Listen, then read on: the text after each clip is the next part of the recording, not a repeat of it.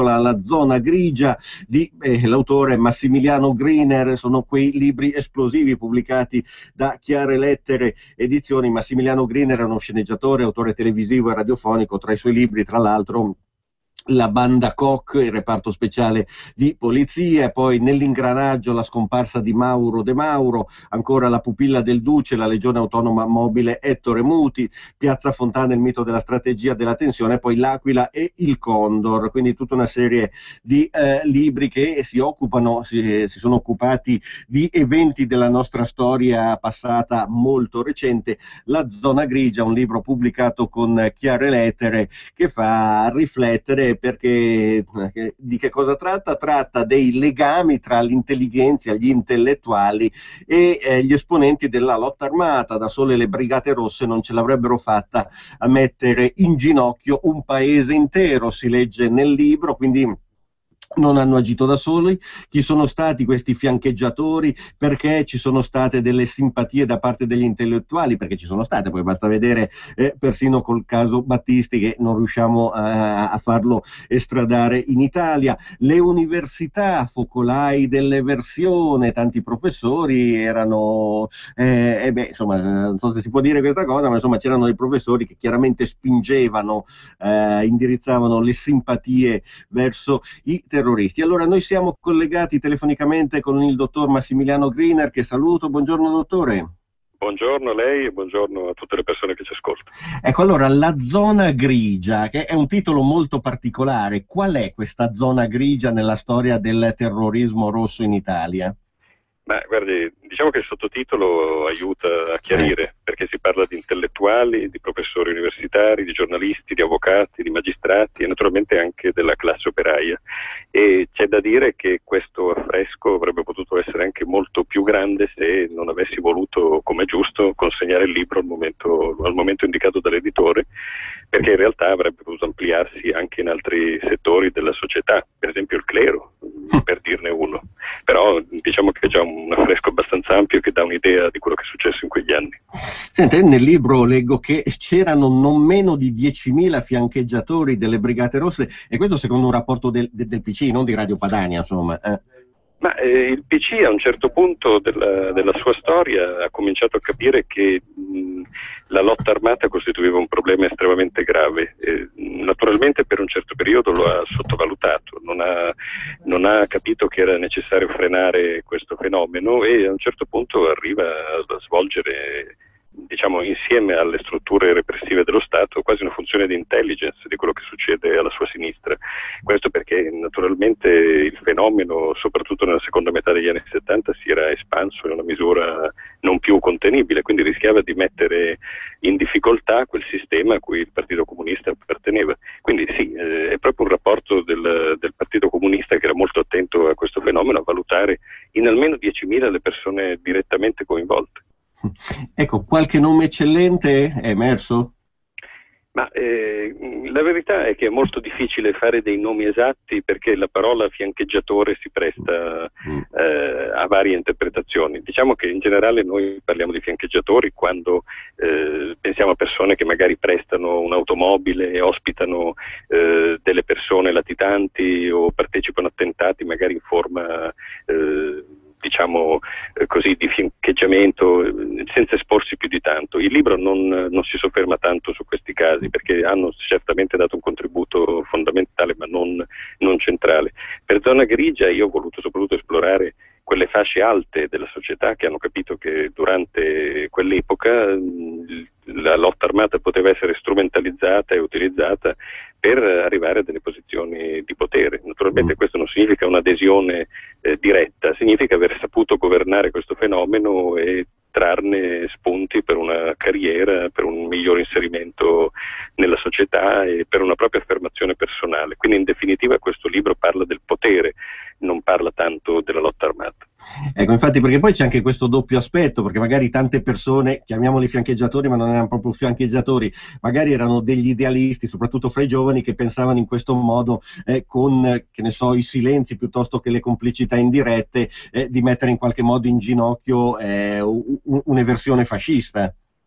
Ma sicuramente bisogna distinguere tra i movimenti di quegli anni e la lotta armata e chi l'ha fiancheggiata, sono tre cose molto diverse.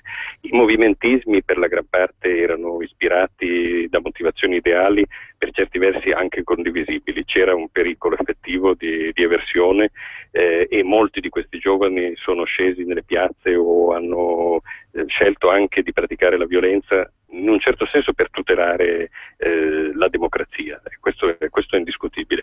C'è poi chi ha fatto la scelta della lotta armata e si è speso in primo piano e c'è chi ha deciso di fiancheggiarla. Altro discorso è chi appunto in questa grande zona grigia ha pensato che si poteva entrare, giocare con questa situazione e utilizzarla per fini spesso personali o spesso di parte, di corporazione. Ecco perché allora parliamo di intellettuali che vedono nella violenza anche un segno dei tempi e quindi decidono di cavalcarla. Parliamo di quei giornalisti che diventano volentieri cassa di risonanza della lotta armata, perché questo consente di fare degli scoop formidabili, e gli avvocati, insomma, che assurgono a posizioni di primo piano perché si spendono nella difesa di celebri assistiti e così via. Ecco, così, questa è una cosa poi personale, quindi da giornalista mi è venuto immediatamente un parallelo, perché per esempio Al Jazeera è stata accusata di essere la cassa di risonanza di Al-Qaeda. Mi viene in mente che appunto all'epoca c'erano giornalisti che erano cassa di risonanza delle BR. Ma c'era chi sapeva, naturalmente è inevitabile che in qualche modo un giornalista diventi una cassa di risonanza, bisogna vedere come lo si faceva. Io nel libro cito il caso di Walter Tobagi come un esempio positivo di chi sapeva tenere contatti naturalmente anche pericolosi, e nel suo caso sappiamo quanto pericolosi, con quella galassia armata, nel senso che lui attraverso gli avvocati dei principali brigatisti sapeva che cosa stava succedendo, e altri casi in cui invece c'è stato uno sfruttamento diciamo chiaramente ambiguo. Penso al caso di Mario Scialoia che io racconto nel libro, che a un certo punto nel 1980 incontra clandestinamente Giovanni Senzani, che all'epoca era il capo delle Brigate Rosse, che aveva sotto sequestro il giudice D'Urso proprio in quei giorni, quelle Brigate Rosse che avevano in quei giorni assassinato il generale dei Carabinieri Calvaligi, e gli consegna 44 domande sulle Brigate Rosse, sulla loro ideologia, sui loro progetti, che poi vengono sostanzialmente pubblicate dall'Espresso, che butta via un intero numero già pronto per poter far spazio a questo straordinario scoop. Ora è chiaro che non è che Scialoia fosse un fiancheggiatore delle Brigate Rosse, ma l'importante è verificare l'effetto di tutto questo. Cioè uno dei più grandi quotidiani italiani nel 1980 diventa sostanzialmente il propalatore del pensiero delle BR e ne fa vedere la grande possanza, diciamo. Senta, poi ci sono anche gli amici nei palazzi di giustizia. Ma questo è uno dei fatti secondo me più interessanti e più difficili da esplorare. Tenga presente che io ho cercato di analizzare le carte, perché il libro è fatto fondamentalmente su documenti oppure su una buona letteratura, ma è sostanzialmente impossibile andare a indagare quello che i magistrati facevano o omettevano di fare. Naturalmente ci sono dei casi che sono passati alla storia, penso al caso di Ciro De Vincenzo, che ha avuto uno scontro formidabile col generale Dalla Chiesa. Dalla Chiesa pensava che De Vincenzo fosse quasi consustanziale alle Brigate Rosse, ed era il giudice che aveva fatto le prime inchieste sulle Brigate Rosse in Italia, cioè quando il fenomeno poteva probabilmente essere stroncato sul nascere. Il problema è che noi storici non possiamo accedere all'archivio del Consiglio Superiore della Magistratura, o meglio possiamo accedervi ma solo per le carte che non riguardano i provvedimenti disciplinari, che lei capisce che sono le carte più interessanti e quelle che potrebbero rispondere a questi interrogativi. Chiaramente. Un'ultima domanda, dottor Griner, ma secondo lei è mancata un'assunzione di responsabilità? Magari si è preferito tacere e coprire? Ma io credo che questa cosa rimanga ancora oggi, nel senso che in un certo senso questo libro ha pochi precedenti. Vorrei citare quello di Giovanni Fasanella sulle vittime del terrorismo, che è stato uno dei primi non solo a dare di nuovo importanza alle vittime finalmente, non solo ai protagonisti della lotta armata, ma anche interrogarsi su questo panetto di burro, diciamo, che è diventata la società italiana in quegli anni, consentendo che questo attacco affondasse in profondità. Io penso che questa sia la frontiera dei nuovi studi su quegli anni. Cioè noi dovremmo ripartire da qui, non diciamo da quegli scoop che in questi giorni sentiamo sui presunti misteri del caso Moro, che certamente sono interessanti, vanno indagati per carità, però se vogliamo aprire un nuovo orizzonte di ricerca, secondo me dobbiamo cercare qui e cercare quelle complicità che tuttora permangono. Benissimo, allora noi avremo modo di tornare su questo discorso. Voglio consigliare a tutti i nostri radioascoltatori di Massimiliano Griner, La zona grigia, edito da Chiare Lettere. Grazie molte, dottor Griner, buona giornata. Grazie a lei e a tutti quelli che ci hanno ascoltato. Buona giornata. Grazie, voi restate collegati con noi perché fra un minuto iniziamo con Padania Misteriosa. Grazie, buona Padania a tutti. Avete ascoltato Filo Diretto. Ascolta Movie Time, la magia del cinema con Vincent ed Harry Potter. Preparatevi a vivere l'esperienza cinematografica del secolo. Ascoltate Movie Time. Sarà il biglietto per la genialità. Non lo troveremo mai completo. Tu sì. La magia del cinema con Vincent. Viva il cinema. Andate al cinema.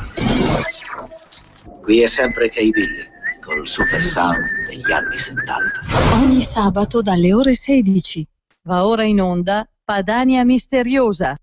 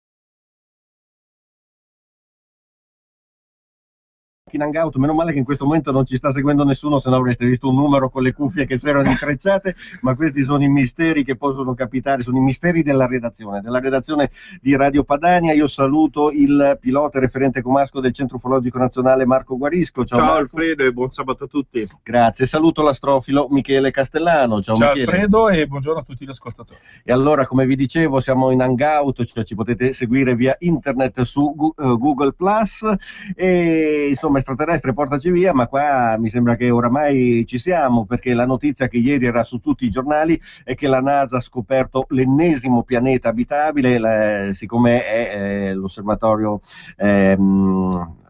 insomma è Kepler che lo ha individuato, l'hanno ribattezzato tanto per cambiare, Kepler, in questo caso 186F, un pianeta roccioso di dimensioni simili alla Terra, sul quale potrebbe scorrere acqua allo stato liquido. Questo è importante perché l'acqua è la base della vita, si trova nel nostro stesso angolo di Via Lattea ed è stato per l'appunto identificato dal telescopio spaziale Kepler, da cui ha preso il nome.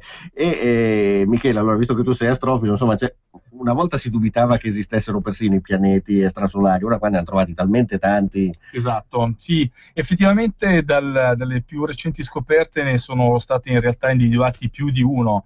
È ovvio che con poi l'avanzare e il miglioramento della tecnologia sono certo che nei prossimi decenni poi questo numero tenderà sicuramente ad aumentare.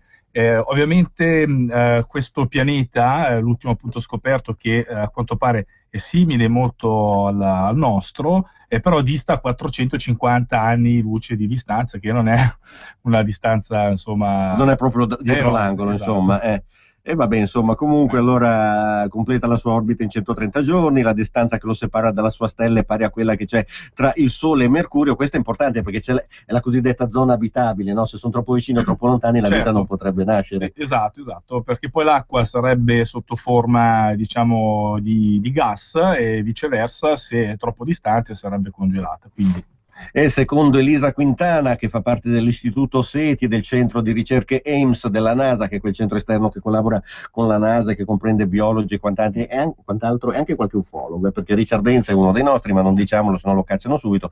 Il pianeta potrebbe ricevere dalla sua stella la giusta dose di luce e calore perché l'acqua possa esistere allo stato liquido. Vabbè, insomma, staremo a vedere. Insomma, ieri tutti i giornali trovato il cugino della Terra, Cioè, diciamo che anche la stampa sta cominciando a sfottere un po' meno. Sì, esatto. Ovviamente non diciamo dobbiamo cantare vittoria, perché ogni qualvolta che arriva una notizia del genere poi c'è sempre pronto diciamo, lo scienziato ufficiale a smentire qualsiasi tipo di teoria.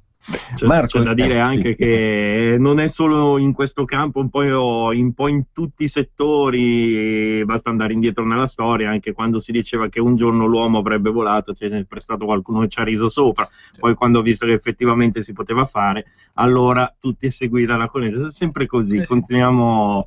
Però mi viene anche da fare una considerazione, visto che appunto analizzando questa notizia, tante volte mi viene da pensare che visto come abbiamo conciato il nostro pianeta, speriamo di non dover mai arrivare su un altro, perché altrimenti combiniamo dei disastri ovunque. Quindi se ci sono, anzi sicuramente delle altre civiltà da qualche parte sperano di non venire mai in contatto con noi, perché altrimenti ecco perché si nascondono. Esattamente, basta fare 1+1, ci sarà un motivo. E allora 0266203529 il numero per intervenire, gli sms al 346 6427 756. Vi annuncio anche che è finalmente uscito il libro di Stefania Genovese, filosofa. È un bel tomone che per certi versi è scettico, non sugli UFO, no, è scettico sull'ufologia, cioè sull'approccio che gli ufologi hanno avuto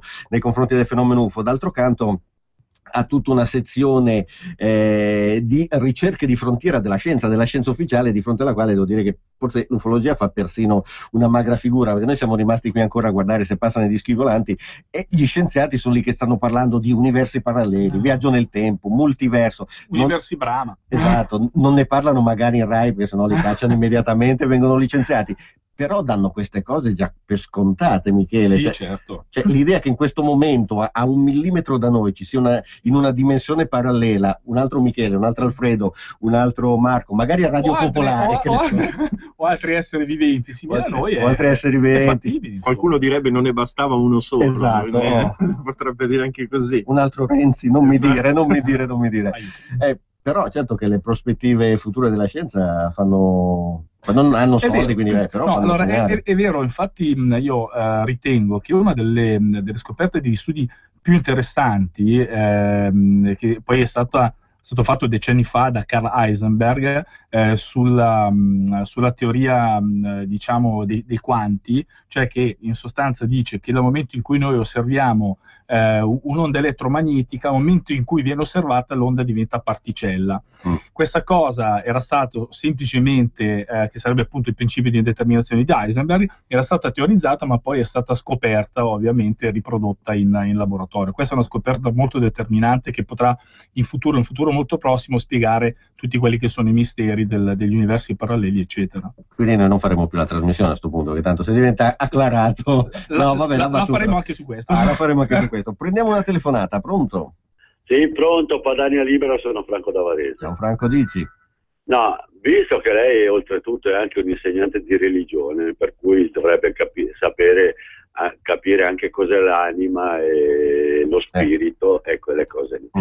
Ecco, dalla legge sull'aborto, da quando c'è stata attuata la legge sull'aborto, ci sono stati 5 milioni di bambini uccisi praticamente, 5 milioni. Ecco, io vorrei sapere dove sono finite queste anime o questi spiriti o queste... Ecco, per cui quello che vediamo, quello che può essere di tutto e di più. Vi ringrazio e ascolto per radio, grazie. Secondo la Chiesa sono nel limbo, che non si è capito bene cosa sia, una cosa intermedia fra il paradiso e il purgatorio. Certo, questo è un problema teologico che la Chiesa si è posta, infatti per questo condanna l'aborto. C'è Carla di Vigevano che ci adora sempre, che lei non ascolta un cazzo delle nostre trasmissioni, manda subito il messaggio perché ci risiamo, volete terrorizzarci con questa mostruosa trasmissione, chissà cosa ha trovato di copia e mostruosa. incolla e rimanda sempre. Sempre quello. Di fantasia. I mostri siete voi con il vostro odio verso l'unità d'Italia. No, questa è l'unità sono i pianeti uniti, la Federazione Unita dei Pianeti. Non c'entra niente l'unità di Tarlo. Bisogna vedere se gli altri pianeti ci vogliono. Esatto. Carla, pianeta Terra, Italia unita dalla Lomellina. Come si è ridotta male la Lomellina? Vabbè, insomma, tenetevi. C'è Carla. crisi anche lì, insomma. Giustamente. Sentiamo una telefonata, ma fa scena Carla, come dice queste cazzate che sono simpatiche. Pronto?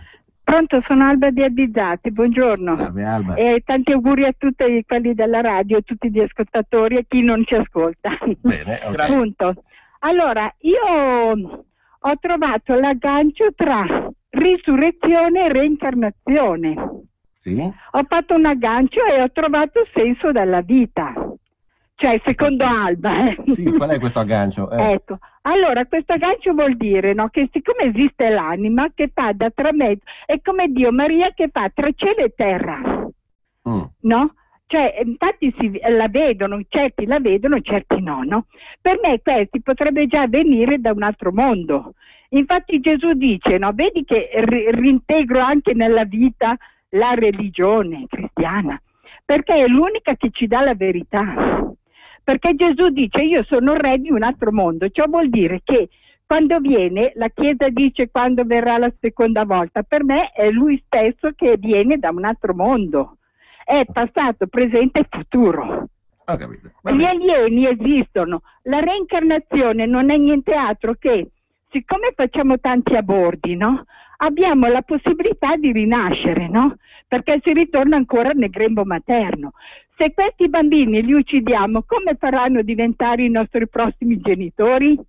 Ho capito, va bene, grazie Alba, grazie per questa testimonianza, buona giornata. Ora io non voglio entrare proprio in un discorso teologico, però allora, premesso che qua adesso chiama Papa Francesco e mi scomunica che sembra che nei primi testi cristiani queste cose sono scomparse, ci fossero degli accenni alla reincarnazione. Ci sono certe teorie scientifiche che dicono proprio per questi universi paralleli, nel momento in cui noi moriamo una nostra traccia, chiamatela psichica, chiamatela chimica, chiamatela di elettroni, quello che volete, permane e viene trasferita altrove in un universo parallelo dove si ricomincia. C'era anche un romanzo di fantascienza che diceva più o meno la stessa cosa, cioè nel momento del giudizio universale tutti venivano resuscitati e il Padre Eterno diceva va bene, adesso che vi siete emendati dei vostri peccati perché li avete confessati pubblicamente, avete riconosciuto di avere sbagliato, adesso dovete ricominciare. Però sappiamo che la Chiesa in realtà contempla il paradiso, non la reincarnazione. Sentiamo un'altra telefonata, pronto?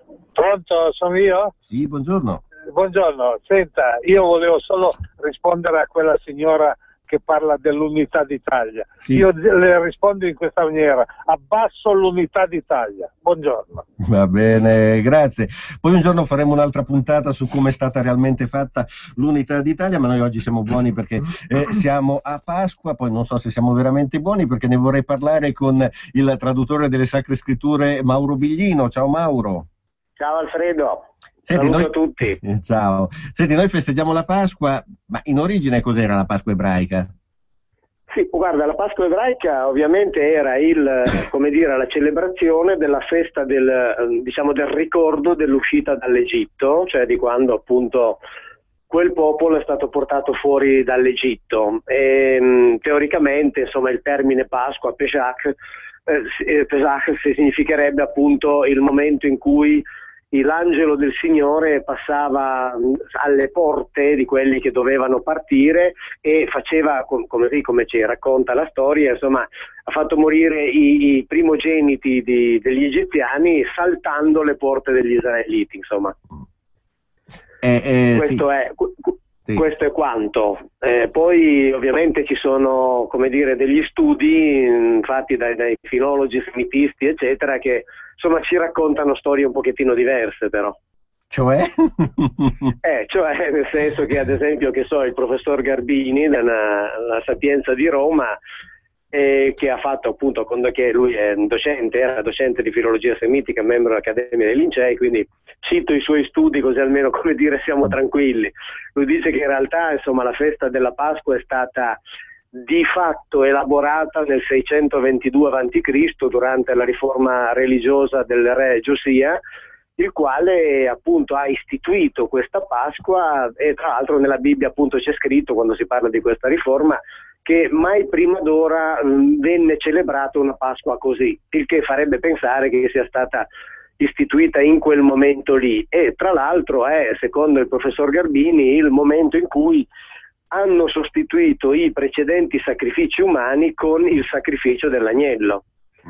E che l'agnello, che tra l'altro proprio da quell'occasione lì in avanti venne chiamato appunto Pesach, e si chiamava così solo quell'agnello pasquale, che avrebbe sostituito, pare, insomma così pare, almeno i sacrifici umani, e da quel momento lì in avanti non solo li avrebbero sostituiti, ma avrebbero anche cercato di farne dimenticare un po' il ricordo, ecco.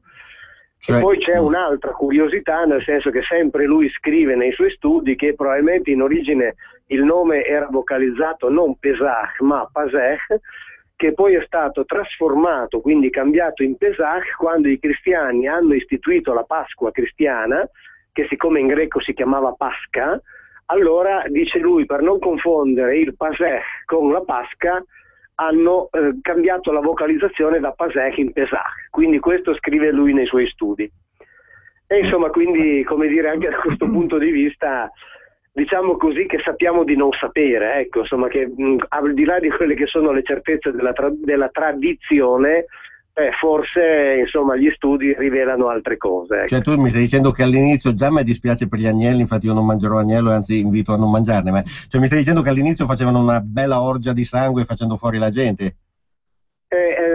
Così pare, nel senso che appunto prima facevano dei sacrifici umani, non necessariamente proprio soltanto per la Pasqua, ma se noi leggiamo Ezechiele 20-25 era una cosa che, come dire, lui chiedeva, ma non solo lui, anche gli altri suoi colleghi Elohim, insomma, quindi doveva essere un po' una tristissima, drammatica abitudine.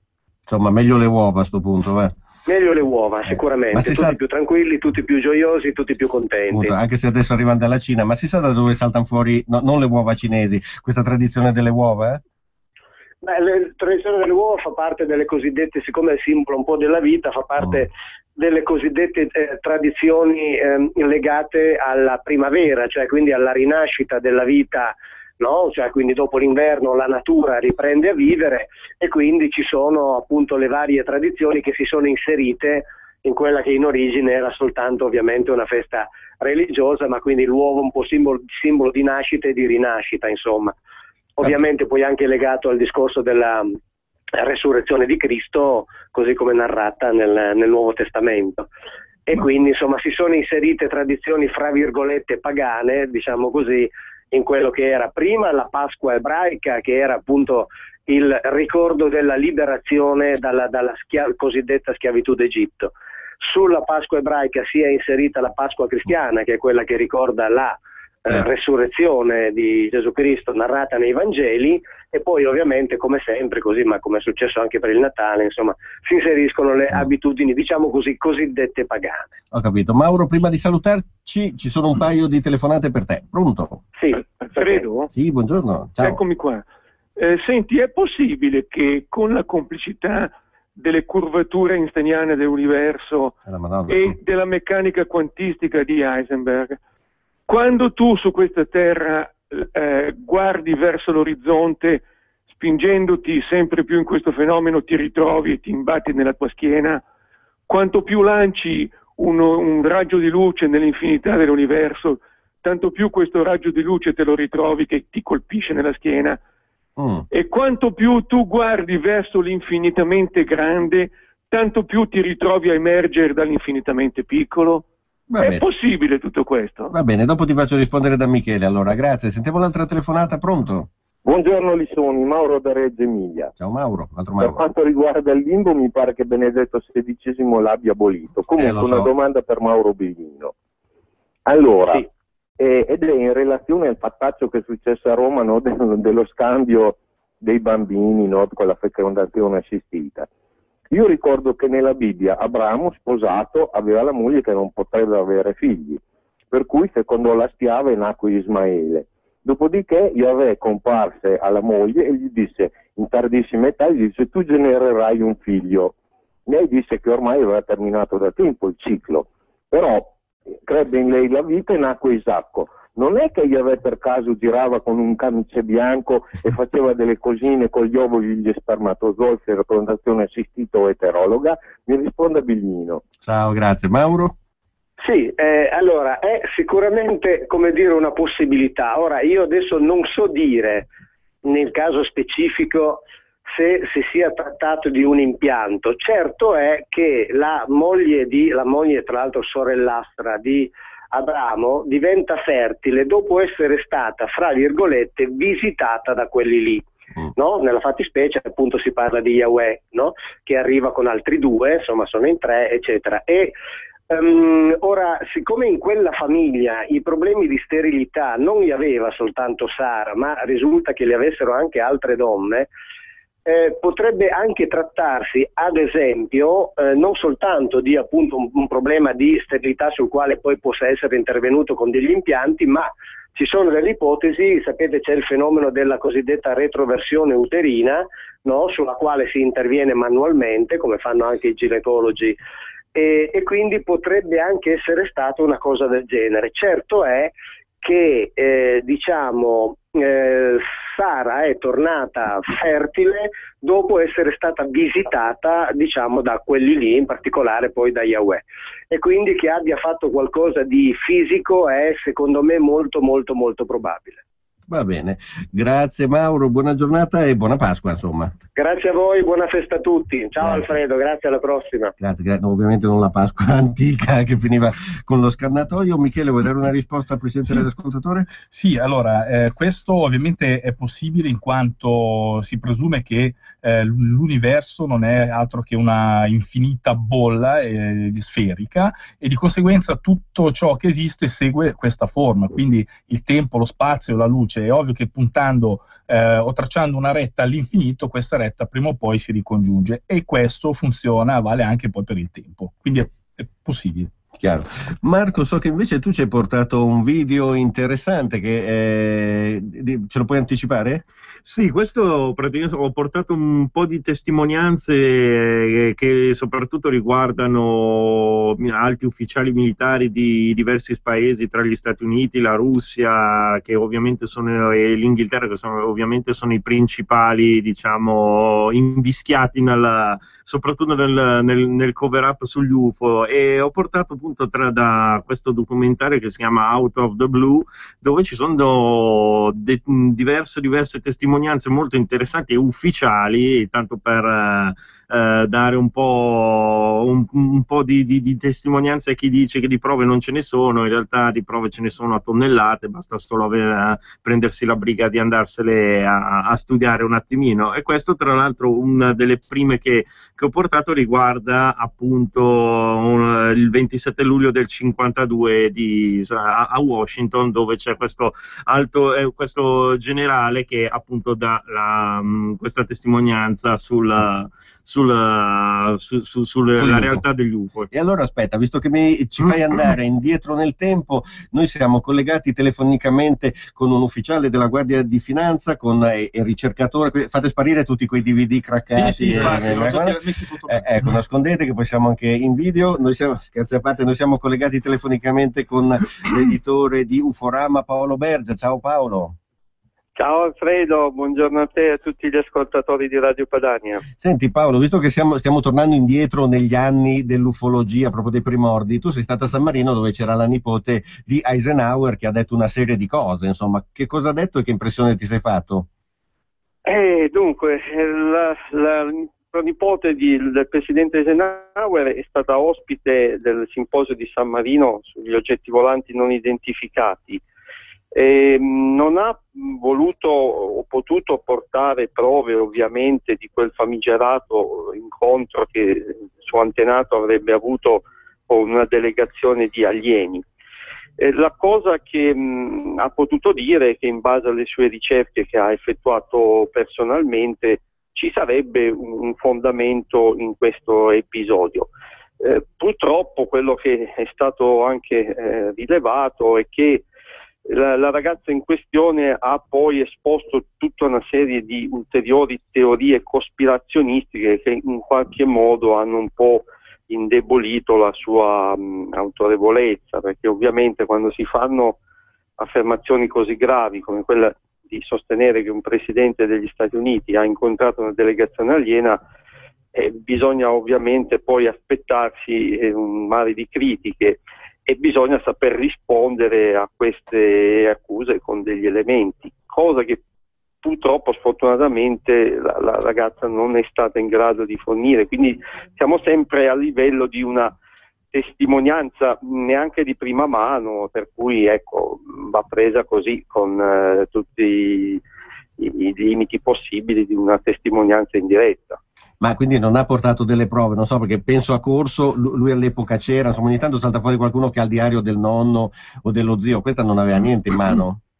No, la ragazza è stata piuttosto sincera, cioè ha ammesso che lei non ha nessun documento in più di quello che possono avere anche altri ricercatori, quindi lei si è posta al pari di tanti altri ricercatori a indagare su questo caso, con l'unica differenza che il protagonista sarebbe stato il suo bisnonno, però al di là di questo non ha potuto produrre niente che potesse soddisfare un po' di più il nostro desiderio di conoscere qualcosa di più concreto, insomma, al di là delle testimonianze verbali che hanno il loro valore ma anche il loro limite.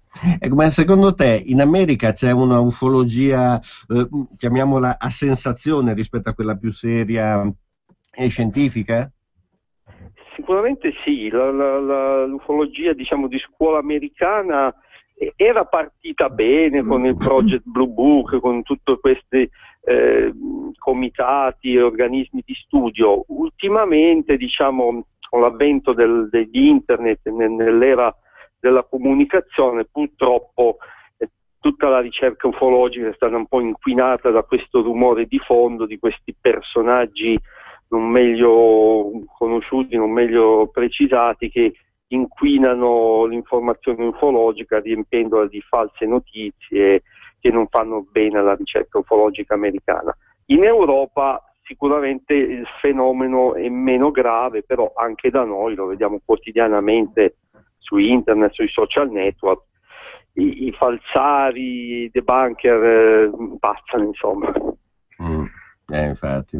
Va bene, grazie mille Paolo, buona giornata.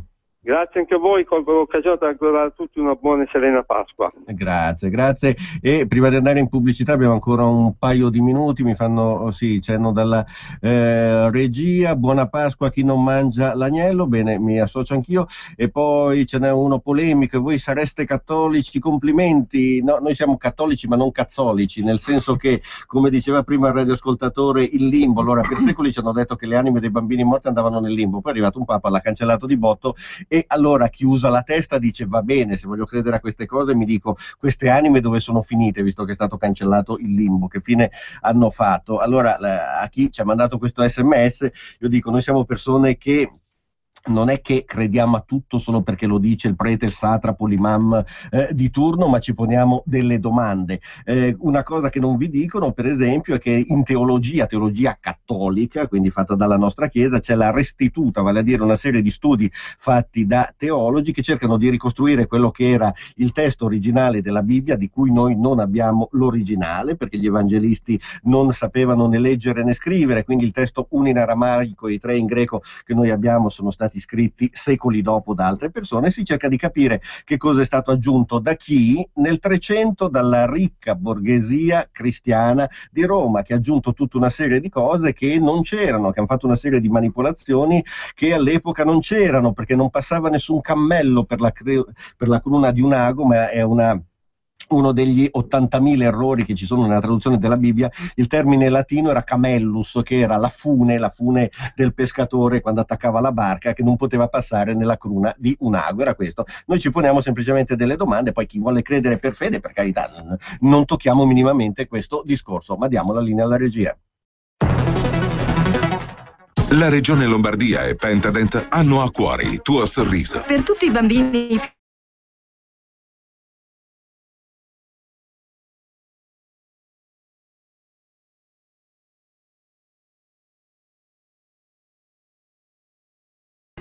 un'esenzione anche per persone in difficoltà per reddito, perché disoccupate o affette da patologie. Per sapere se rientri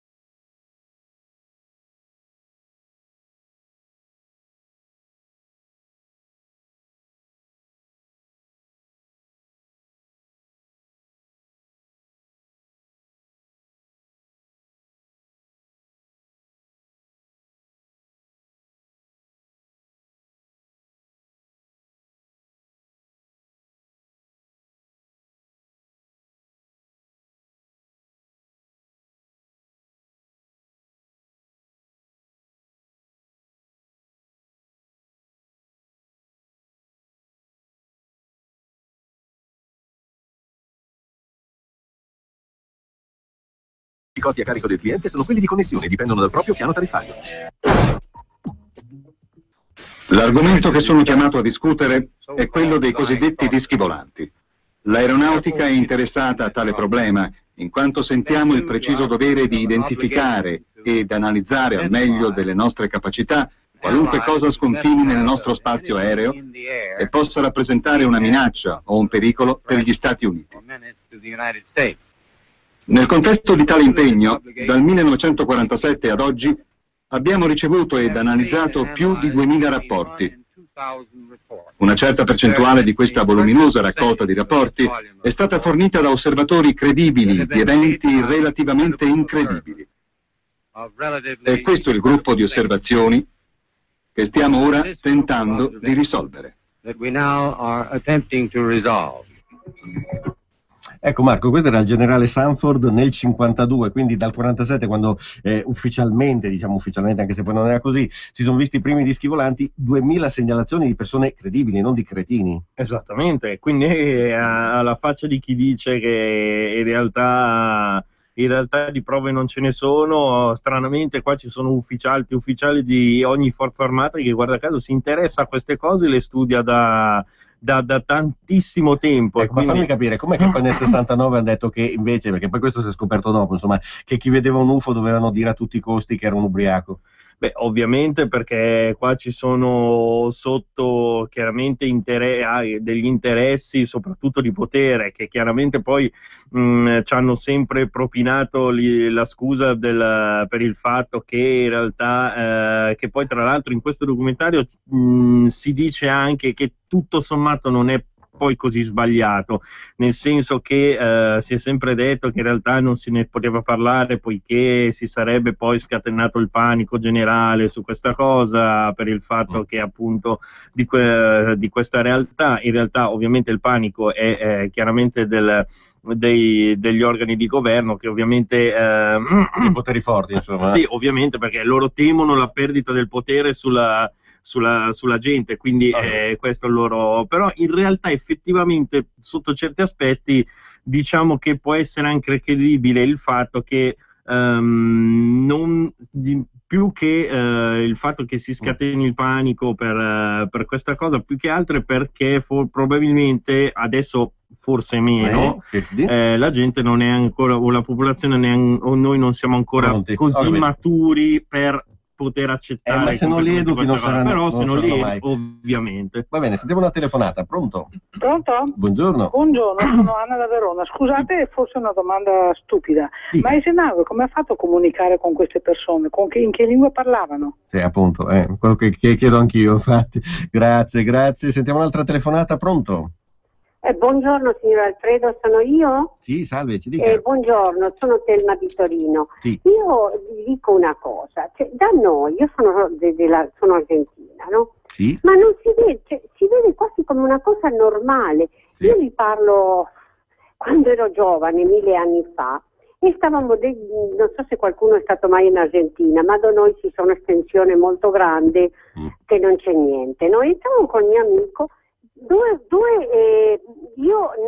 io cattolica, lui ebreo, e stavamo in macchina, andavamo al mare, non c'era niente, nessuno, come succede da noi, chilometri, totalmente niente, e tutti e due abbiamo detto, dice, meno male, non siamo da soli, perché vedevamo delle luci e delle cose, no? Ma era una cosa normale. Con mio nipote stavamo nel giardino, a luna di notte, in piena estate, fa molto caldo, e abbiamo visto delle cose nel cielo che io gli ho detto, Diego, vos ves lo che io veo?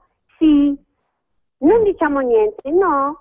E, diventa più normale. Io non capisco perché in Europa è quasi una cosa tabù, non so come spiegarmi. Grazie mille. Grazie, infatti. Grazie, buona giornata. Un'altra telefonata, pronto? Sì, buongiorno a tutti e due, Lisetta. Signor Riccioni, sì. Una cosa breve, che ne pensa di Vincenzo Balsamo, conte di Cagliostro? La saluto e buona Pasqua, arrivederci. Grazie, domandona questa. Va bene, allora andiamo per ordine. Sul discorso dell'Argentina è vero, un vasto territorio che ha avuto tantissimi avvistamenti, ma addirittura già nel 65 l'osservatorio di Adara che stava monitorando la Luna ha visto qualcosa che insomma in buona sostanza a lungo ha attirato l'attenzione degli astronomi. Poi ci sono state le ondate del 73, quelle dell'88 eccetera. Ecco Marco, ma non è che lì c'è una mentalità diversa, qui si cagano sotto, non si capisce poi bene perché cosa, perché tu dicevi bisogna educare la gente, ma qua se la gente non viene mai educata, anzi mi sembra che è successo l'esatto contrario. Esattamente. La gente è stata rimbambita dalla televisione. Esattamente, ma soprattutto che non solo in Argentina, ma in tutti quei paesi che l'Occidente, diciamo così, considera meno evoluti, in realtà sono, come si dice, anni luce avanti a noi, specialmente su questa cosa, come nel Messico piuttosto che nei paesi del Sud America, vedono questo fenomeno non come una cosa al di fuori dell'ordinario, ma in realtà come una presenza normalissima, quindi non ci sono tutti questi tabù, ma non solo fra la gente, ma addirittura fra le forze armate piuttosto che gli organi di governo, lo trattano come come è giusto che sia trattato. Noi ancora siamo qui nel 2014, ci riteniamo così tanto intelligenti, così tanto evoluti, e in realtà siamo ancora qui a discutere giusto l'ipotesi se possano esistere rispetto che Vabbè, siamo allora, veramente ridicoli. Guarda, io non so se questo dipenda dalla Chiesa, se dipenda da una politica, cioè dai politici ignoranti, se dipenda da una scienza un po' oscurantista. Qua ci vorrebbe un sociologo per capire perché nei paesi del centro e del Sud America invece gli UFO vengono tranquillamente segnalati persino da scienziati e forze armate. Ma noi ce l'abbiamo un sociologo in linea, perché siamo collegati telefonicamente con il segretario del Centro Ufologico Nazionale, nonché il più famoso ufologo italiano e non solo, Roberto Pinotti. Ciao Roberto. Salve a tutti. Roberto, tu sei stato in Centro America, eccetera. Lì c'è una mentalità completamente diversa sugli UFO, non si fanno problemi a parlarne. Come mai? Assolutamente, anzi in questi ultimi anni le varie commissioni governative ufficiali che sono state costituite presso le varie aeronautiche militari di molti paesi latinoamericani hanno addirittura aperto a dei civili competenti che fossero in grado di dare un contributo per chiarire il problema. Quindi questo la dice lunga sul grado di apertura mentale. Il problema è che nei paesi europei, e non parliamo dell'ambito italiota, c'è la tendenza a ritenere che noi si sia depositari della scienza, della cultura, e che tutto questo sia già stato acquisito. Non c'è nulla di nuovo, non c'è nulla di al di là. Sulla base di questa errata concezione noi vediamo una scienza sostanzialmente codina e oscurantista che si arrocca sulle proprie sedie attraverso i vari baroni di turno, dei giornalisti o pennivendoli o corrotti, e io faccio parte dell'ordine e so quel che dico, che si prestano a dare un'informazione faziosa, limitata, limitante, perché ci si deve preoccupare in primo luogo di non allarmare la gente, che si ritiene una massa beota di imbecilli che non deve eccitarsi più di tanto. Su queste basi che cosa pretendete? Di sapere come stanno le cose? Le cose, come stanno, si sanno già e non da ora. Il fatto è che prima che vengano ammesse, con il terremoto conseguente per qualunque struttura di potere questo comporterà, ce ne vorrà. C'è Michele che vuol farti una domanda. Sì, ciao Roberto. Ascolti, io ho un ricordo di diciamo che tu hai avuto hai dato una tua testimonianza che trovandoti a te a Poznan, dove ci sono stati quei famosi avvistamenti di esseri di luce, di navi di luce. In Messico, quindi. In Messico, esatto, hai avuto la fortuna di vederne uno e che, se non sbaglio, eri anche in diretta telefonica con Alfredo e gli dicevi: guarda, me ne è appena apparso uno. Ricordo male. Dunque, no, quest'ultimo aspetto non è del tutto corretto. Comunque è vero che in Messico, dunque io stavo partecipando alla realizzazione di un programma televisivo per la televisione della Svizzera italiana, no? La TSI, che poi risultò in un bel programma di 4 puntate di un'ora l'una, quindi fu molto bello questo, nel 1997. E ci eravamo recati, fra l'altro, con il regista del programma, Guido Ferrari, in Messico, a avere praticamente vari contatti con varie situazioni, ambienti, personaggi. E la sera del giorno in cui intervistammo a Tepoztlán il contattista Carlos Diaz, famoso per aver realizzato delle notevoli fotografie di questi oggetti, effettivamente, mentre non sapendo dove andare di meglio quella sera, stavamo andando a casa di Carlos proprio per passare così un paio d'ore, no, a chiacchiera, mentre ci avvicinavamo alla sua casa abbiamo visto un oggetto assolutamente inspiegabile, assolutamente anomalo, e siamo rimasti come cretini a guardarlo per 2 o 3 minuti. Poi abbiamo avuto una folgorazione e Ferrari ha gridato: le telecamere! Siamo tornati correndo al fuoristrada dove c'erano le telecamere, ma prima che mettessimo mano a queste l'oggetto sparì. Questo per la cronaca, insomma. Quindi effettivamente sì, diciamo la concomitanza fra questo avvistamento che abbiamo constatato anche noi e diciamo così, la zona di residenza del contattista Carlos Diaz, io devo ammettere che c'è, non c'è dubbio. Bellissima testimonianza, grazie Roberto. Ecco Roberto, una cosa particolare, perché qui quando parliamo di UFO, appunto l'abbiamo detto anche prima, specie in certi ambienti politici, militari no, ma politici ti guardano come se uno fosse lo scemo del villaggio. Mi è capitato oramai sono anni che lo faccio, vado al quartiere cinese di Milano, la Chinatown in Paolo Sarpi, chiedo il materiale sugli UFO, quelli mi dicono FEIDIE, mi portano una tonnellata di roba, libri, riviste e quant'altro, firmate da scienziati, astronauti eccetera, cioè, allora gli stronzi siamo solo noi, perché io ho scritto anche in India tutti e la risposta è stata ma quelli vediamo continuamente, non ci interessano neanche più. Ma abbiate pazienza, diciamo le cose come stanno, ve lo dice uno che si è laureato in scienze politiche con professori come Spadolini, no? E quindi voglio dire, non è che proprio la mia preparazione sia irrilevante. Allora, sulla base di questo io vi posso tranquillamente dire che la casta politica italiana è oggi costituita da una massa informe di arrivisti impreparati, improvvisati, che tra l'altro diciamo mirano esclusivamente al mantenimento della propria sedia. Questo è quanto. I tempi in cui i due grandi nemici, la Democrazia Cristiana da un lato e il Partito Comunista dall'altro, si contendevano il potere, sono lontani. A quell'epoca, vorrei essere chiaro su questo, questi due partiti mandavano in Parlamento, dopo una attenta scuola di partito, un certo numero di futuri rappresentanti del partito che fossero minimamente preparati, li facevano scuola.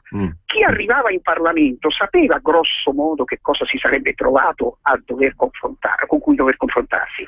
Oggi questa gente no, oggi si ragiona con la logica. Tu cosa facevi? Il calciatore? Benissimo, sei popolare, quindi vai in Parlamento.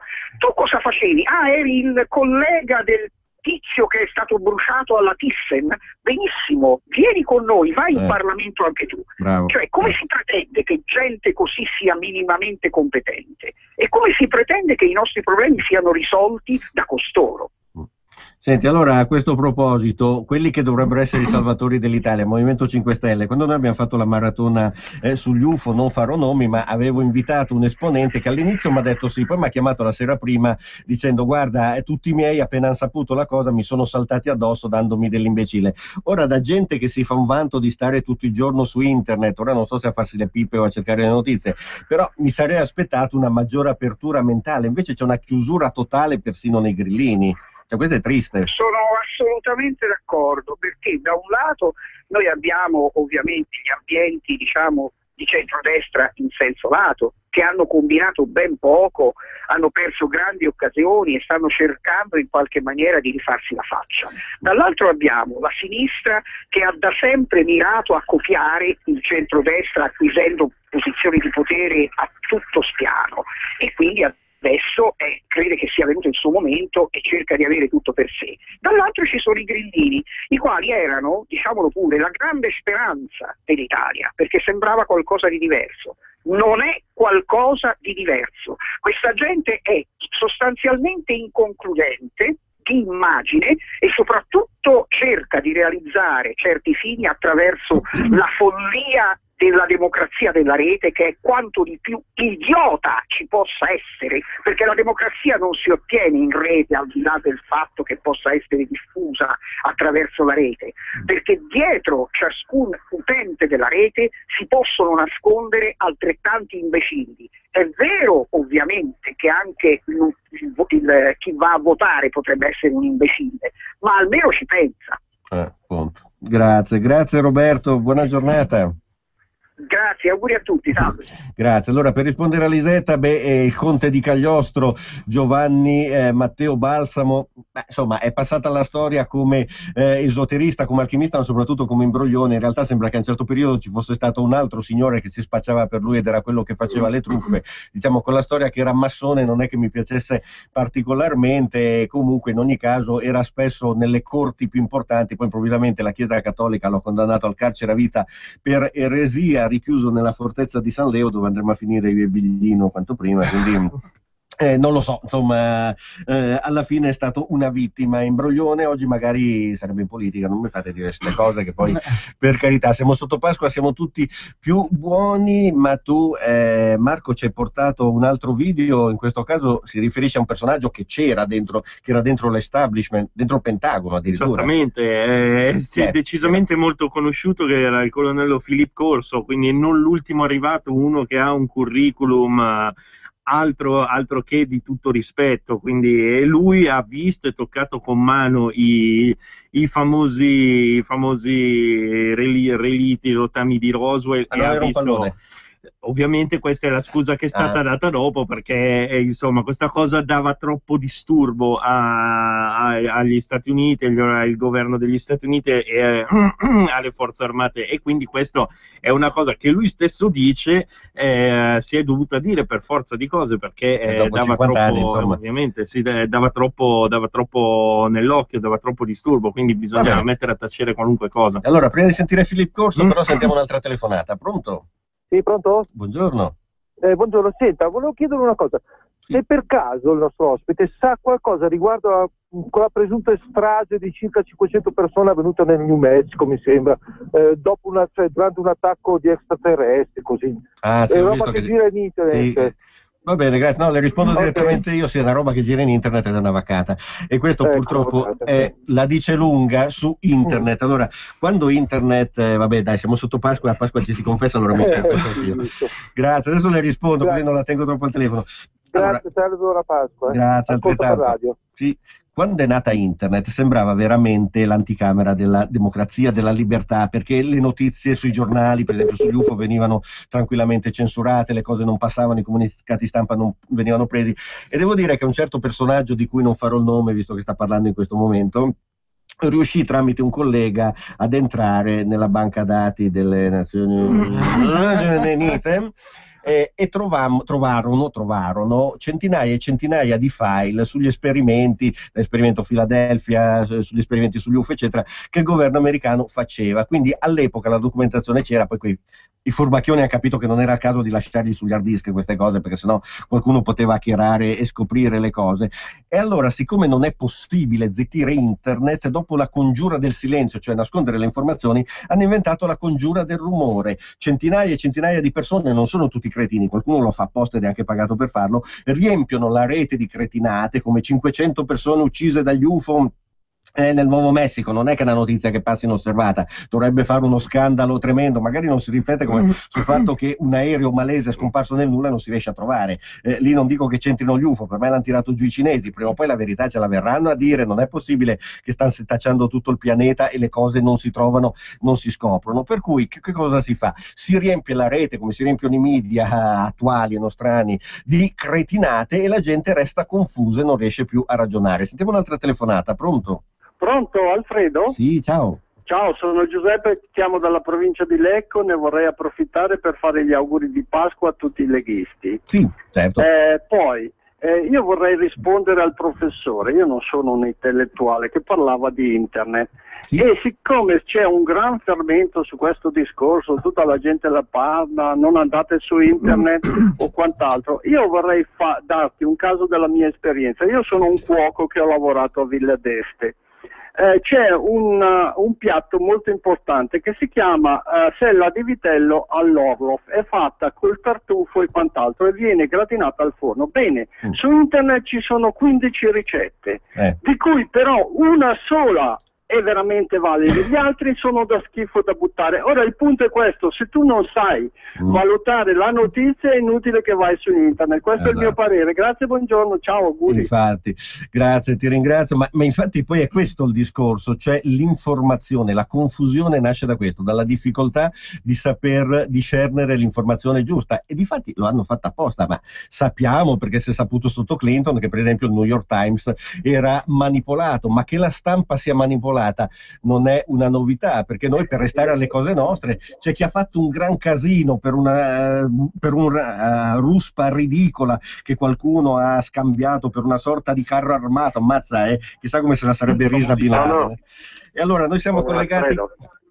Ah no, non è subito, va bene, ci colleghiamo subito dopo. Hanno fatto tutto sto casino per una brutta copia di carro armato che sembrava uscito da un fumetto del gruppo TNT, ecco terroristi, mentre a Roma hanno sfasciato tutto, i cari compagni, nessuno ha detto niente, nessuno è stato arrestato, qui ci sono delle persone in galera, e allora vedete l'informazione. Io ho visto un Santoro in televisione che insisteva su questa cosa, era un carro armato, adesso i carri armati si fanno così in casa, dopo ma voglio dire un anche po', questo, ecco perché non dicono niente sugli UFO, perché saremmo sicuramente terrorizzati se soltanto con una notizia dei tanco di cartone abbiamo questo timore. Sì, appunto, figuriamoci con un UFO vero. Sentiamo una telefonata, pronto? Ah, siamo in collegamento telefonico con Matteo Salvini. Ciao Matteo. Ciao Alfredo, buon sabato santo a te, buon sabato di Pasqua a chi ci ascolta. Qualche minuto in vostra compagnia è sempre piacevole, sono a passeggio per una mezza giornata di relax con la bimba di 16 mesi che non mi molla il dito. Bene. Per una Milano finalmente tranquilla, perché sono rimasti in pochi, e quindi qualche minuto agli ascoltatori di Radio Padania Libera lo dedico volentieri.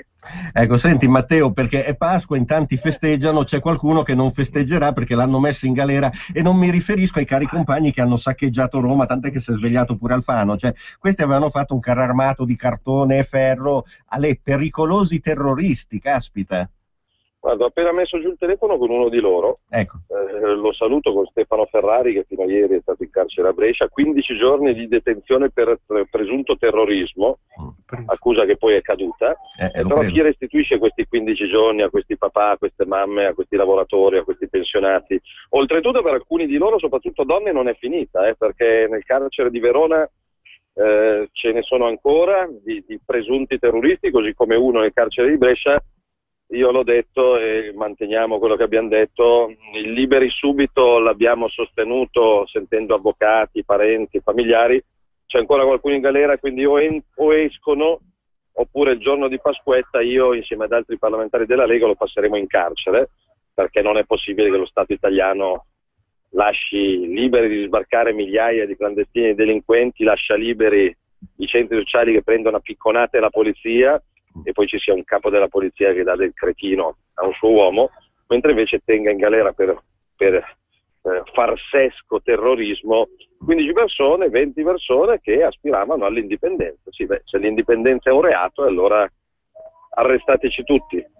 Ecco Matteo, perché io ti ho visto l'altra sera da Santoro, lui insisteva, carro armato, ma ora, al di là della vicenda che sarebbe umoristica se non fosse finita come è finita, cioè con degli arresti, ma io mi domando, le autorità di Guantanamo, l'Interpol, l'FBI, che hanno visto e vissuto Bin Laden e i veri terroristi, visto che si parla sempre dell'immagine del paese all'estero, ma ci staranno ridendo dietro le spalle in una maniera terrificante. Sì, poi c'è qualche giornalista che vuole far passare per folli tutti gli indipendentisti, gli autonomisti, i federalisti. Adesso è chiaro ed evidente che non è utile costruirsi delle ruspe trasformate in carri armati da tenere in giardino, perché non è così che si arriva all'indipendenza. Detto questo, è altresì chiaro che non era quello uno strumento di sovversione dello Stato, di eversione, di aggressione, di omicidio, mettiamola così. Però evidentemente lo Stato italiano ha paura, ma vediamo, poco fa ho rilasciato un'intervista al TG5 che mi chiedeva un commento alla manovra di Renzi. È una manovra da Pinocchio, è una manovra da gente che prende in giro, perché si è completamente dimenticata di chi ha più bisogno, di chi un lavoro non ce l'ha, degli esodati, dei cassintegrati, dei disoccupati, dei pensionati. Quindi l'unica risposta a questo stato di buffoni sono le proposte politiche costruttive, ad esempio 500.000 firme a sostegno del referendum per abolire la legge Fornero restituisce lavoro, dignità, pensione, speranza a milioni di italiani, piuttosto che gli altri referendum su cui stiamo combattendo, e per cui sono esauriti i moduli in decine di comuni da nord a sud, quindi come Lega ci stiamo impegnando a rispedire tantissimi moduli da nord a sud, e qua se entro il mese di maggio arriviamo a 500.000 firme non c'è Renzi che tenga, non c'è magistrato che tenga, non c'è accusa inventata che tenga, qua sfidiamo il governo sui temi concreti, e l'immigrazione ad esempio, reintroducendo il reato di immigrazione clandestina, è un tema assolutamente concreto e di attualità. Ecco Matteo, ti voglio far sentire, visto che tu prima hai parlato di omicidio, proprio 30 secondi di una dichiarazione di un politico che riconoscerai. Sentiamola assieme. Continui, signor Ministro. Colleghi. Allora, i colleghi della Lega hanno avuto le inquadrature, le fotografie, quindi più che continuare riprendo. Un attimo, scusatevi.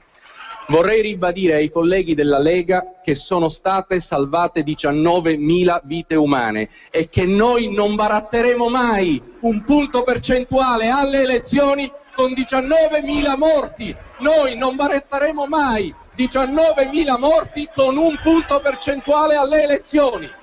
Questo lo fate voi. L'Italia è una grande democrazia che ha l'obbligo di garantire sicurezza, che ha l'obbligo di garantire l'accoglienza, che ha l'obbligo di rispettare i trattati internazionali, e noi non faremo morire le persone in mare per 500.000 voti in più della Lega. Questo lo dovete ricordare, perché noi siamo un grande paese. Ci faremo carico della sicurezza dei nostri cittadini e ci faremo carico di un'accoglienza dignitosa. Entrambe le cose. Se voi volete la sicurezza e volete i morti, sappiate che noi vogliamo la sicurezza e vogliamo i vivi. Questa è la differenza tra una grande democrazia occidentale e la Repubblica delle Banane. Vabbè, ora è chiaro, noi stiamo parlando anche di alieni, più alieno o alienato di questo. È di un'ignoranza, di una supponenza, di un'arroganza, di un'incapacità che non riesco a commentare. Appunto, il sabato di Pasqua 19.000 morti. Noi vogliamo la vita, vogliamo la serenità, vogliamo la pace, la tranquillità, ma vogliamo anche che chi è pagato dagli italiani difenda gli italiani, i padani. Insomma, lo stipendio il ministro Alfano non glielo pagano i clandestini tunisini o magrebini. Quindi lascio commentare, si commentano da sole, sono parole di un disperato. Ecco, ma Matteo, ora sono parole di un disperato che però purtroppo fa il ministro dell'interno, quindi è assolutamente inadatto a svolgere il ruolo di colui che comanda la polizia. Questo qua è quello che comanda la polizia. Ecco Matteo, ma premesso che non siamo noi che spariamo addosso ai clandestini, quindi quando qualcuno muore è colpa degli scafisti, semmai questo Alfano non lo sa, ma non è stato mica lui che ha tolto il reato di clandestinità? Adesso lancia l'allarme per i 600.000 che arrivano qua? Guarda, come Lega siamo sostanzialmente soli contro tutti, perché anche contro l'abolizione del reato di immigrazione clandestina eravamo soli contro tutti, perché Forza Italia dormiva, il Movimento 5 Stelle votava a favore, quindi... Però non piangiamoci addosso, siamo sempre meno soli nelle piazze, nei numeri. Io non guardo i sondaggi come prima cosa la mattina, però dicono che la Lega è in crescita, in salute, e per meriti nostri, per le battaglie che stiamo facendo sull'Europa, sul lavoro, sulle pensioni, sulla prostituzione, per chiudere le prefetture, per difendere appunto quelli che in questo paese ci vivono, e poi anche per demeriti altrui, perché un ministro come Alfano, parole come quelle che abbiamo fatto risentire adesso, penso che neanche nella Repubblica del Burundi o di altre realtà, da Repubblica delle Banane, da lui citate, un ministro dell'interno arriva a tanto per camuffare la sua totale incapacità. Però, vabbè, non voglio rovinare la Pasqua. Comunque l'appello è di esserci, perché l'unica risposta utile, concreta e positiva è esserci per cambiare le cose, esserci, partecipare, votare, venire a Pontida il 4 maggio, quest'anno con un motivo in più. Stanotte appunto mi sono svegliato stamattina con un bruttissimo messaggino sul telefonino di una ragazza che da anni era sempre ovunque, manifestazioni, cortei, presidi, gazebo, una ragazza che non penso arrivasse a 25 anni, dei giovani padani della Valtellina, che ha avuto un incidente stradale da cui purtroppo non è uscita. Poverina. E quindi quest'anno c'è un motivo in più per essere a Pontida. Per lei, per Vittoria e per le tante vittorie che hanno combattuto con noi tante battaglie e non ci sono più. Per un incidente, per uno schianto, purtroppo stanotte, o per malattie, per tanti altri motivi, però il testimone della vittoria lo raccogliamo assolutamente volentieri e il 4 maggio a Pontida mi sento doppiamente in dovere di esserci e di avere una marea di gente per dare risposta concreta, a far paura a quella gentaglia che a Roma sta governando e per raccogliere il testimone appunto di vittoria e dei tanti che non sono più fisicamente in mezzo a noi, ma che hanno creduto e credono ancora nella nostra comunità e nella nostra battaglia. Bene Matteo, prima di salutarti però ti voglio passare 2 telefonate al volo. Pronto? Pronto? Buongiorno, ci dica. Buongiorno Alfredo, sono Giovanni Giuseppe di Varese, volevo fare tanti auguri a Matteo e a tutti quanti. Sì? Di buona Pasqua. Poi volevo dire, le dichiarazioni di Alfano ha detto che siamo un grande paese, no? L'ha detto lui? Sì, lui. Un grande paese che ci spaventa di un caronato di cartone, cioè fanno ridere per me. Grazie, sentiamo l'altra telefonata, pronto? Sì, buongiorno, volevo solo dire che si è fatta una bella campagna elettorale Renzi, con gli 80 euro che deve dare. Buona Pasqua. Grazie, salve. Matteo. Sì, dimenticandosi clamorosamente di pensionati, disoccupati, cassintegrati, esodati, di quelli che ad esempio la legge Fornero ha rovinato, di quelli che un lavoro non ce l'hanno, che sono purtroppo milioni e milioni di persone vittime di un'Italia gestita da incapaci e anche di un sistema europeo e di una moneta europea palesemente sbagliata, senza la quale rinascerebbe la speranza del lavoro. Io tornerò volentieri su queste frequenze domani e anche dopodomani, perché mancano 35 giorni al referendum che dobbiamo assolutamente vincere per cambiare questa Europa che così com'è una porcheria, e per ricordarmi e ricordarci che siamo una comunità che è sola contro tutti, ma a volte i piccoli vincono contro i grandi, a volte i Davide sconfiggono i Golia, soprattutto se i Golia si chiamano Renzi, Alfano, Monti, Casini, lo stesso Grillo che sorridendo ha detto che la Lega è un movimentino, e faremo vedere noi un movimentino di gente testarda, coerente, con delle buone idee dove può arrivare, e lo faremo anche appunto per Vittoria, che ieri c'era e oggi non c'è più, e per tutti quelli che hanno creduto, credono e crederanno nelle nostre battaglie. Per me è un dovere morale in più di esserci e di combattere 24 ore su 24. Senti Matteo, prima di salutarti però i miei due ospiti vogliono entrambi dirti qualche cosa. Michele? Sì, ciao Matteo. Dunque io volevo diciamo condividere questo mio pensiero, che questo intervento di Alfano, che io so per certo che in tutta la zona del Maghreb e nell'Africa lui è ascoltato, non c'è il rischio che dia false speranze a coloro che vogliono arrivare in Italia, e di conseguenza per un discorso statistico i morti invece li crea lui perché annegano durante il tragitto. Ma i morti pesano sulle coscienze di coloro che illudono questi disperati, esatto. Non è dubbio. I morti non pesano sulle coscienze dei leghisti brutti e cattivi che vorrebbero un'immigrazione regolare, controllata, numericamente contenuta, e io dico, i soldi che stiamo spendendo qua per dargli l'albergo, la carta telefonica, la piscina, spendiamoli in Africa. I soldi dell'operazione Mare Nostrum, i 10 milioni sbattuti via ogni mese, spendiamoli in Africa per costruire una scuola, una strada, un ospedale, un negozio, una fabbrica, per sviluppare là, per permettere a quella gente a casa sua di poter avere una speranza. Sono gli Alfano, sono i Renzi, sono le Caritas, sono quelli che ci guadagnano, perché c'è gente che ci guadagna da questa merce, da questo scambio di merce umana, e sono loro che incentivano questi viaggi che a volte si concludono in tragedia. Ma ragazzi, che pretendete? Alfano l'ha detto, Berlusconi si circondava di inutili idioti, lui era il numero 2, più di così. Marco, vuoi chiedere qualcosa? Sì, a Matteo? Ciao Matteo, volevo solo appunto questa considerazione, visto che Alfano accusa tanto soprattutto i veneti di terrorismo, che dice che appunto bisogna accogliere gli immigrati con tutti gli onori, però si dimentica di 2 soldati italiani che sono detenuti illegalmente in India, di cui nessuno si sta prendendo la briga neanche di parlarne, cioè lasciati proprio là, e i terroristi saremmo noi? Sì, quando Alfano parla di Repubblica delle banane probabilmente si guarda allo specchio e pensa allo Stato italiano. Sì, abbiamo i due Marò, ma abbiamo decine di imprenditori suicidi, di giovani che non ce la fanno più, di artigiani, di partite IVA, di commercianti che stanno lavorando non per guadagnare ma per non rimetterci troppo, stanno dando fondo a quello che i papà e i nonni gli hanno lasciato come risparmio in banca. Quindi questa è l'emergenza in Italia, non gli sbarchi. Gli sbarchi li fermi e li respingi, punto. Un paese normale, un paese civile usa l'esercito, usa la marina militare per difendere i confini, non per farsi invadere. Noi siamo gli unici cretini al mondo che usano l'esercito e la marina per farci invadere. Va bene, grazie Matteo, buona Pasqua. Un abbraccio a voi, a domani. Buona Pasqua. E allora lasciamo da parte gli alienati come Alfano, torniamo agli alieni. Noi siamo collegati telefonicamente con il consigliere regionale Fabio Rolfi. Ciao Fabio. Ciao, buongiorno a voi. Senti Fabio, a parte quelli che ci sono in Parlamento adesso, ma secondo te gli alieni esistono? Guardando Alfano, anche fisicamente direi di sì.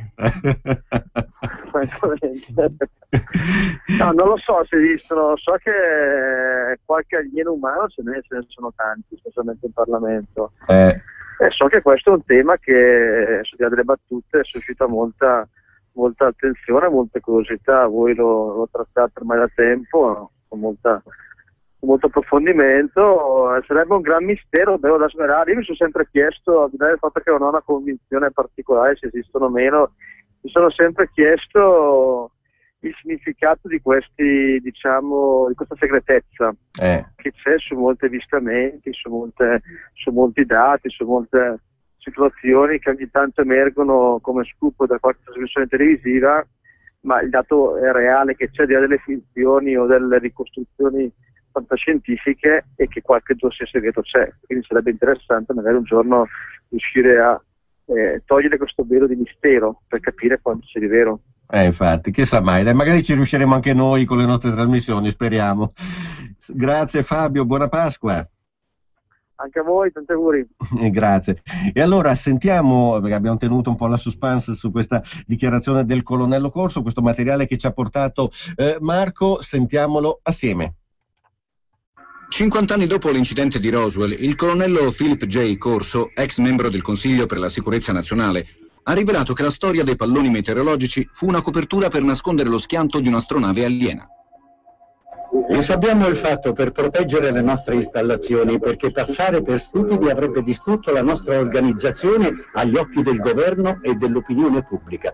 La discrezione è la parte migliore del coraggio e noi mantenemmo la cosa riservata. Pochi sapevano, solo comunicazioni da persona a persona, niente di scritto. Nonostante il governo americano sostenesse che gli UFO non esistono, questo memorandum segreto scritto da generale Nathan Twining suggerisce il contrario.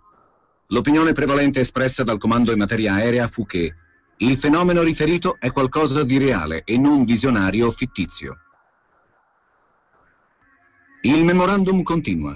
Esistono degli oggetti, verosimilmente della forma approssimativa di un disco, di dimensioni così considerevoli da apparire grandi quanto un velivolo costruito dall'uomo. Ecco Michele, ma a questo proposito, cioè Marco ci ha portato, e c'è tantissimo materiale, oggi ne facciamo sentire solo una parte minima, ma insomma c'è tutta questa documentazione, queste prove, queste dichiarazioni di militari, adesso tutto dimenticato, tutto insabbiato, tutto nascosto, eccetera. Noi parliamo di cose che magari a chi è scettico possono sembrare delle stupidaggini, ma al di là del fatto meno che possa esistere qualcuno nell'universo infinito, al di là del fatto meno che, visto che noi siamo un pianeta relativamente giovane, altri possono essere invece molto più datati e quindi aver esplorato l'universo, eccetera, eccetera, il problema di fondo è l'informazione che non viene data, e non viene data con la scusa del non spaventare, ma questa viene per gli UFO, viene per la Lega, viene per qualunque cosa, per il carro armato di cartone, cioè qui noi siamo vittime in questo paese, in questo pianeta, di un'informazione che è manipolata. Sicuramente c'è una mancanza da una parte di informazione, e dall'altra un'informazione che viene appunto alterata per distogliere un po' l'attenzione di quello che è il reale evento. Infatti proprio nel caso di Roswell all'epoca, e per qualche decennio ha tenuto questa ipotesi, perlomeno per i più scettici, che quell'UFO caduto poteva essere un pallone sonda, perché negli anni 50 o meglio negli anni 40 il pallone sonda era già una nuova tecnologia, poteva starci, diciamo, come dato, come falso, ecco così, poteva tenere. Adesso ovviamente non tiene più, e poi mi domando ancora come mai tutto questo interesse per un pallone sonda. Sì, ma infatti, cioè 40 anni di congiura per un pallone, ma siccome poi a un certo punto Corso ha detto anche chiaramente, l'abbiamo incontrato a San Marino, ce l'ha detto in faccia, io ho visto uno degli alieni, quindi ha parlato, sì, l'ho incontrato. Esatto. Quindi non era un pallone di plastica, un alieno di plastica, era un alieno vero, a suo dire. E qui prima Corso diceva avremmo fatto la figura dei cretini se non avessimo rivelato queste cose. In realtà le cose non le hanno rivelate. Non sarebbe stato meglio dire alla gente ma sì, gli alieni esistono e ci visitano? Perché se uno si va a prendere dalla National Library, che è online, tutti gli articoli sugli alieni dalla fine dell'800 al 1922 sono circa 6 milioni, all'epoca erano i marziani, ma si parlava tranquillamente di altri pianeti abitati, poi improvvisamente niente. Esatto, ma infatti ovviamente qua poi ci saranno sicuramente delle dietrologie, delle motivazioni molto più importanti che hanno spinto determinati politici militari a comportarsi in questo modo, però sappiamo benissimo che all'epoca una notizia del genere era veramente una notizia eccezionale e destabilizzante. Insomma, alla fine è sempre per il cadreghino, per la sedia, il potere. Quello è il motivo. È ovvio che se ci avessero educato fin dagli anni 40 all'esistenza ufficiale degli alieni, oggi probabilmente saremmo più che pronti. Allora, ma gli UFO non sono per forza alieni come intendete voi, ci scrive Carlo. Poi bisogna vedere cosa intendiamo con alieno. Alieno significa qualcosa di diverso, quindi può essere tutto. Che arriva da fuori. Che arriva da fuori, magari anche da una dimensione parallela, chi lo sa. C'è un'altra telefonata, pronto? Sì, pronto. Buongiorno. Buongiorno Edoardo da Mestre. Sì. Vi leggo 3 righe sì. Redatte da Baldassarre Derivo, sì. Personalità importante in un paese della Carnia, ed era anche il notaio che osservava fenomeni di questo tipo, e cioè nell'anno 1737, 16 ottobre, in Carnia fu veduto un fenomeno color di sangue che principiò nel cielo verso ponente e attraversò verso settentrione, seguitando verso levante e indi a mezzogiorno, in modo che in tutta la notte girò l'orizzonte. Questo da cenni storici riguardante l'Alta Carnia, eccetera. Caspita, grazie. No, ascolta, non andare via. Se puoi, lasciaci un contatto telefonico, perché è interessantissimo questo documento che hai presentato. Questo si trova nella rivista della Società Filologica Friulana, sì. Grazie a Dio, I.Ascoli. È del 1997 questa rivista, l'ho trovata per caso in qualche banchetto. Ma molto interessante però. Certo. Grazie. Beh, una salve e auguri di buona Pasqua e viva la Padania comunque. Grazie, auguroni. Noi siamo collegati telefonicamente con l'avvocato Manuel Paroletti. Ciao Manuel. Ciao Alfredo e buona Pasqua a tutti. Ecco, buona Pasqua. Noi prima abbiamo sentito l'interpretazione, peraltro storica, quindi qualcuno si è incazzato, ma è incontestabile, di che cos'era la Pasqua ebraica, ce l'ha spiegata Mauro Biglino. Con te invece possiamo legare la Pasqua al Santo Graal. Esattamente, penso che non esista un momento migliore per cercare di approfondire il tema del Graal e capire di che cosa si tratti, ammesso esista veramente, ammesso questo misterioso oggetto sia giunto fino ai giorni nostri. Ebbene, si pensa che il Graal sia un calice, questa è la prima accezione in cui viene inteso il termine Graal. E precisamente sarebbe il calice utilizzato da Gesù per celebrare la prima Eucaristia della storia.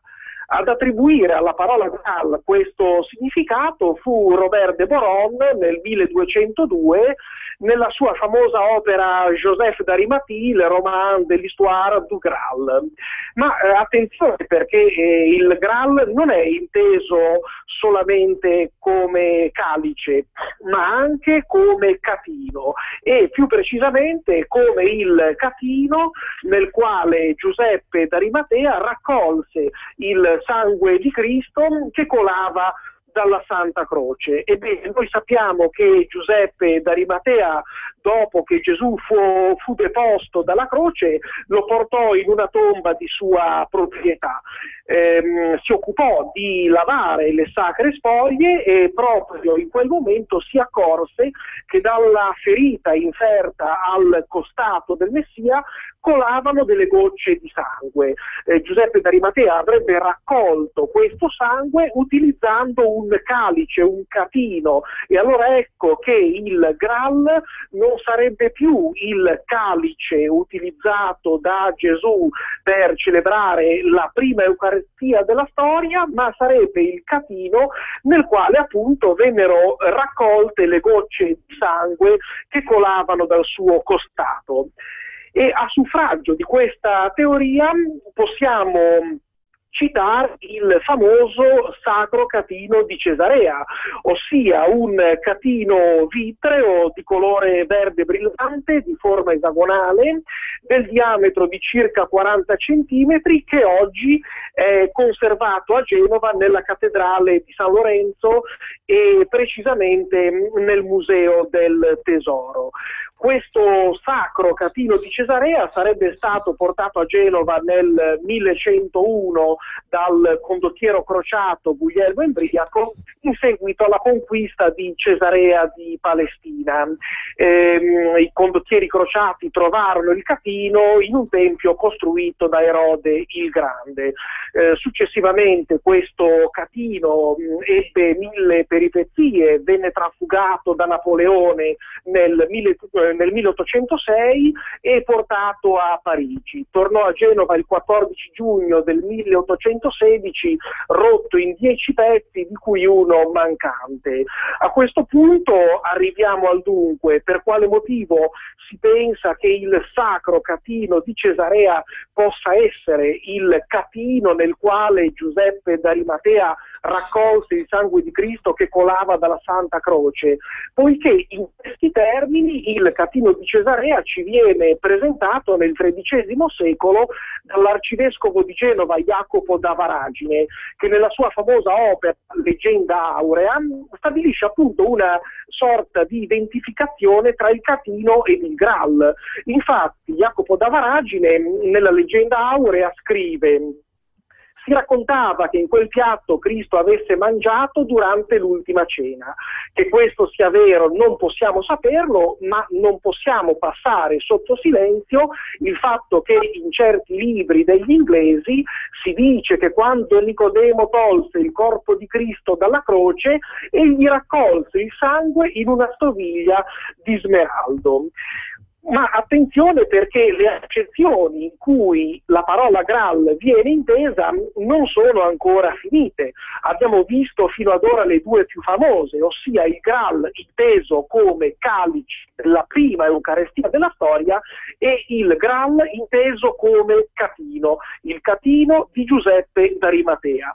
Esiste poi un'altra accezione divenuta famosa negli ultimi anni, soprattutto a seguito della pubblicazione del Codice da Vinci, il famoso libro di Dan Brown. Mi riferisco ad una teoria che, devo dire la verità, mi convince veramente poco, ma che mi sembra nello stesso tempo giusto esporre per dovere di cronaca. Mi riferisco alla tesi secondo la quale il Santo Graal non sarebbe un oggetto fisico, non sarebbe il calice dell'ultima cena, non sarebbe il catino di Giuseppe d'Arimatea, ma sarebbe il sangue real, cioè il sangue reale, il sangue di Cristo. Avrete già capito che sto facendo un rapido riferimento alla famosa teoria esposta nel 1982 nel libro Il Codice da Vinci a Henry Lincoln, Michael Bagent e Richard Leight. Ecco, questi tre autori sostenevano che in realtà Gesù Cristo non fosse morto in croce, ma avesse sposato Maria Maddalena e con lei sarebbe poi giunto in Francia, sulle coste meridionali della Francia.